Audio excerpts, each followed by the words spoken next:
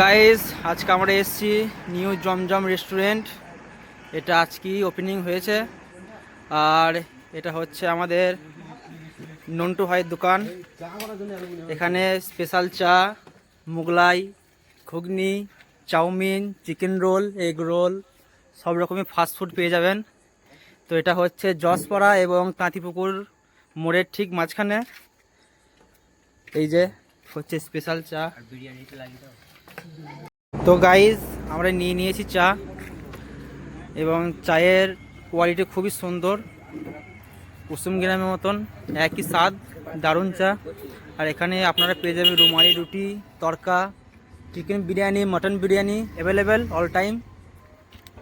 তো যারা ভাবছেন বসে খাওয়ার জায়গা নেই, এই হচ্ছে খাওয়ার জায়গা, খুবই নিরিবিলি জায়গা, সব রকম।